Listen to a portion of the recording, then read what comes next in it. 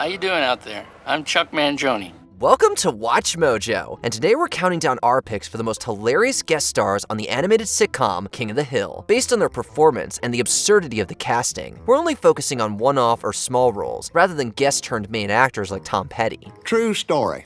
I was at Costco one day and all of a sudden the nature called. Number 10. Country Stars. Peggy's Fanfare. Peggy oversteps music festival etiquette by punching Randy Travis over stolen lyrics at Nashville's Fanfare. You know, there is a line here. There, Clint and Lisa Hartman Black, Charlie Daniels, and Winona Judd make delightfully self-deprecating cameos. Now you'll think about what I said? I was raised with charcoal. I'll die with charcoal. So back off. Brooks and Dunn are nice, which makes it even wilder when Kix Brooks gets sick from eating an apple brown Betty that Bobby dropped in horse manure. Travis steals the show with his two-faced responses to Peggy's allegations. I have a bottle trophy on my bedroom shelf. Hank! After she ends up accidentally knocking the country star's trailer into a lake and Hank rescues him, Travis boasts that he rescued Hank. Whoever said he walks on water anyway? Fans could rest assured of the irony in these absurd portrayals of beloved musicians. On the other hand, it's a cutting caricature of celebrity disillusionment. You see, yesterday my trailer fell in the lake, and just as I was freeing myself, I saw this loyal fan drowning in the water nearby, and I saved his life. I want to bring him up to sing with me. Come on up here, Hank. Well, I'll punch him this time. Number 9. Matthew McConaughey, The Wedding of Bobby Hill. Hey, good looking.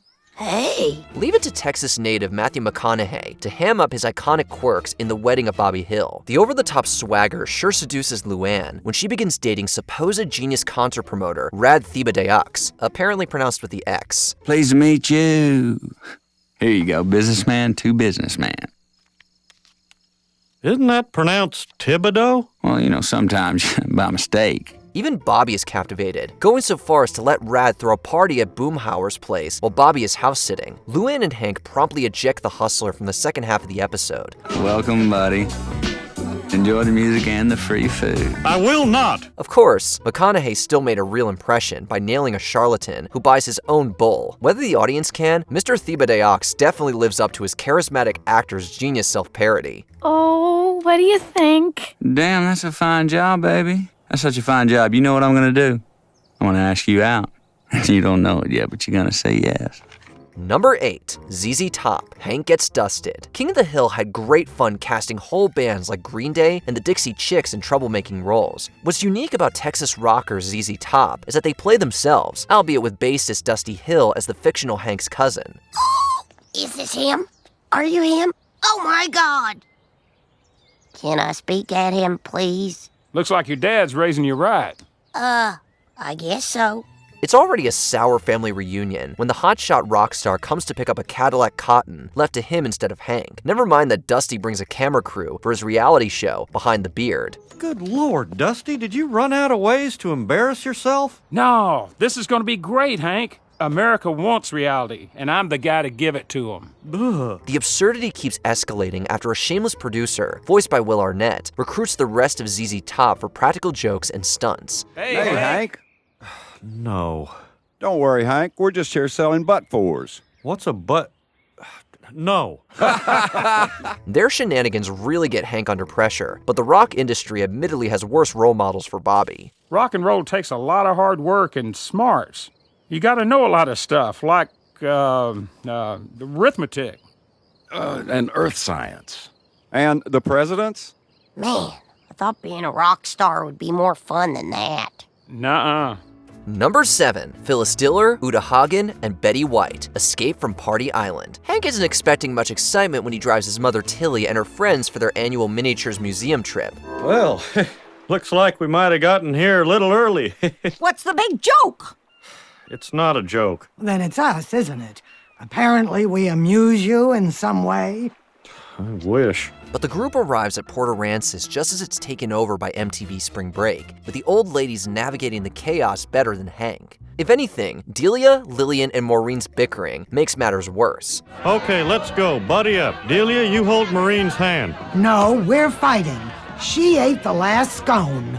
and it was delicious. Of course, guest stars Betty White, Phyllis Diller, and Uta Hagen have the sharp self-awareness to make this fish-out-of-water farce a riot. Now these should hold you till I get back. I wanted milk, not cream. Cream makes me logy. Live with it. The banter and misadventures run deeper than the old joke of modest seniors in an environment of youth on the loose. Hank and Tilly may be the heart of Escape from Party Island, but there's no escaping good times with their one-off party pals. You said you'd get us out of here. Tilly, your boy is all talk. I hate you. Number 6, Kathy Bates, Lupe's Revenge. Misery is no laughing matter, yet it sweetened Hank's storyline in Lupe's Revenge. License and registration, please. Oh, for the record, the man on the license weighs 190, and I'm up to about 197 now.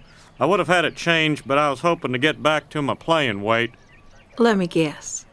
Football? Therein lies the tension with Kathy Bates' portrayal of Jane Cooper, a traffic cop who recalls having a crush on Hank in high school when she pulls him over. She ends up stalking him and feuding with Peggy as the latter tries to return a child she accidentally brought home from a field trip to Mexico. ¿Quiere comprar chicle, señora? Oh, thank you. I feel pretty. Now, everyone on the bus now, please. Pero yo no me quiero montar en el camión. Yo vivo aquí en México, señora. I know, we all love Mexico, but it's time to go home. Officer Cooper's obsession escalates to the point of threatening to shoot Hank. Halt or I'll shoot! How can I be sure about those alleged 7 extra pounds you say you're carrying? Huh? Well, that could be a gun or stolen art for all I know. I assure you, it is simply a small additional ridge of fat. It's actually a bold statement about abuse of authority, alongside a critique of the assumption by Hank's friends that women make for weaker law enforcement than men. Thankfully, Bates' stunt casting and impeccable chops underscore these serious themes with thrilling absurdity. You're clean. Number 5, Brad Pitt, Patch Boomhauer. The Guy Ritchie flick Snatch proved that Brad Pitt doesn't need to be intelligible to have commanding line delivery. So of course, he steals the show as the title character in Patch Boomhauer. Gentlemen, introducing daggum future Miss Patch Boomhauer. Jeff Boomhauer resents his brothers being even smoother with his friends and the ladies, albeit no more with talking. Dangle standing there, black t-shirt, looking all sharp, man, with the hair all scruffy on top that way, man. Come here. Yeah, okay, man, okay. Hey, god dang it, man, don't wake up in the dang line, man. Never mind that he's engaged to Jeff's ex, Catherine, until she wises up to the sleaze before the wedding. Still, it's easy to hear Patch's appeal with the A-list actor's natural charisma and humor. Dangle, where's the best man? Daggum, Hank, gotta give speech, man, talking about life's fun or something like that, man. Oh my God, your Hank is dead on. You know, I do a great Bobby. This star power is all the more surreal for Pitt, matching Mike Judge's Boomhaueran gibberish. It was bound to be an iconic guest appearance, but Pitt's commitment leaves you at a loss for words. It's over, Patch. Dangle, no, baby, talking about not me, man. Talking Hank. Dangle, Hank loves hookers, man. Number 4, Chris Rock, Traffic Jam. There doesn't seem to be much creativity in casting a successful stand-up comic in the role of an unsuccessful one. Yo, check it out. Look at all the white people we got up here in traffic school tonight. And they say only black people break the laws. But that's not true. But with an entertainer on the level of Chris Rock, defensive driving instructor Roger Buddha Sack has both sides of the screen in stitches. Let's just say he's definitely better at delivering a racially insensitive routine than his protege, Bobby. What's your name, young brother? Bobby Hill. Bouncing Bobby Hill. Now tell me, Bobby, does your old man drink a lot of beer? Oh, yeah. The relatively cleaned-up Rock naturally pushes the boundaries of King of the Hill's wholesome with his usual off-the-wall delivery. Look at this kid's daddy. The man don't got no butt at all, no butt at all. I mean, his booty is so small, he gotta hold on to the light cord to keep from falling in the toilet. As iconic as Traffic Jam is for this headliner, Phil Lamar holds his own as Buddha in a recurring role. Hank does seem to prefer this comedian working at Strickland Propane to Ben Stiller's Rich, and That's What She Said. I need an 8-inch L-pipe. That's what she said. Oh, did their hostess call too? Yeah. Huh. Number 3, Alan Rickman, Joust Like a Woman. The unmistakable English accent of the legendary Alan Rickman is the right mix of intimidating and eccentric. Our kingdom is accepting bids from members of your guild.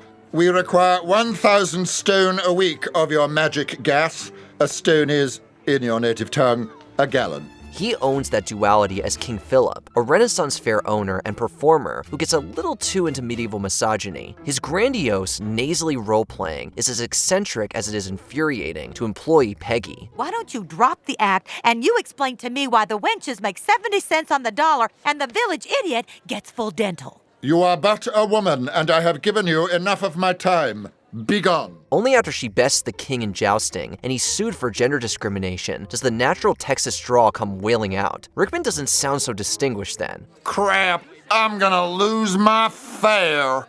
I don't want to go back to selling real estate. Of course, the theatrical dramatist reigns over Joust Like a Woman's ingenious satire of Renaissance fair and workplace cultures. It's also the perfect feat of self-awareness with one of cinema's great voices. The One Wench Rebellion of 1590 has been quashed. Number 2, Snoop Dogg. Oh yeah. Does it get any more shocking than Renee Zellweger playing a sex worker who gets taken in by the naive Hills? Try Snoop Dogg as her pimp, Alabaster Jones, who goes on a rampage after Hank mistakenly poaches Tammy Duvall. Can I help you?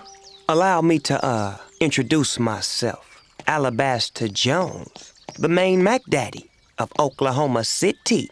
Miss Tammy Duvall works for me. I am her manager. Well, she works for me now. I'm her manager. Technically assistant manager. The hip-hop legend really lays on the stereotypical charisma and idioms of this unfairly racialized profession. Pretty sweet little operation you got going on for a small-town player. That Alabaster is as Caucasian as his name suggests is undeniably a big part of the joke. Oh Yeah is obviously an edgy King of the Hill episode that thrives on the absurd, especially when Snoop comes onto the scene. Get out of that jalopy and let's talk some business. Oh, so you ready to give me my hoe back? The ironic nature of his casting and his signature self-aware coolness turn Alabaster Jones from a bizarre archetype into one of fans' favorite one-off characters. Yo, what you want for that Jasper brunette? That is my wife. Man, that's the biggest mistake a pimp could make. Marrying one of his hoes. Before we unveil our top pick, here are a few honorable mentions. Jennifer Aniston, Queasy Rider. The glamorous icon's biker chick turn is uproarious enough for the name Pepperoni Sue. Yeah, tradition's real important to Lumpy and me. That's why we're gonna spend our wedding night under the same foosball table in the same bar as last time. John Goodman, Serpent. The classic charmer sinks his fangs into a figurative snake of an animal control officer. Mr. Hill, I am putting this matter to the top of our agenda. Here's a form that will expedite things. Finally, paperwork. Willie Nelson, Hank's Got the Willies. One of country music's greats doesn't see eye to eye with Hank after a golfing accident. Oh my lord, are you okay? Am I bleeding from the ears? No. Then I must be okay then. Meryl Streep, a beer can named Desire. This master of dramatic accents has a blast playing up Bill's Cajun aristocrat aunt. Je revois ton pan, mais je connais vous, chavillon. Henry Winkler, a rover runs through it. The lovable veteran captures the awe and absurdity of celebrities moving to the country. You know, I always say that fishing is like a washing machine for your brain. It's so deliciously zen. I think I might do a different kind of fishing. Before we continue, be sure to subscribe to our channel and ring the bell to get notified about our latest videos. You have the option to be notified for occasional videos or all of them. If you're on your phone, make sure you go into your settings and switch on notifications. Number 1, Chuck Mangione, Various. You know, even celebrities have to hunt for bargains. That's why I go to the Megalomart, where shopping feels so good. Great jazz musician though he was, Chuck Mangione's wardrobe and flugelhorn were a little far out. He didn't need much animating to play himself in the Season 1 episodes, Luann's Saga and Peggy the Boggle Champ. So take it from me, Chuck Mangione.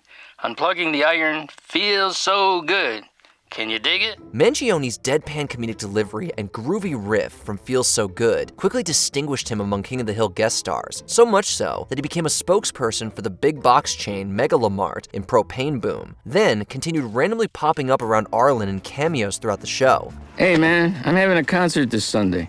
Could I put up one of my posters in your window? Between his eccentric characterization and unhealthy fixation on said flugelhorn, fans never tired of the running gag. Even comedically, Mangione always knew how to enchant an audience. Next up, Mr. Mangione. Chick Mangione. I'm not a chick, I'm a dude. Who are your favorite King of the Hill guest stars? Lend your voice in the comments. I've been living here rent-free, eating their Cheerios, playing their video games, and trying on their underpants.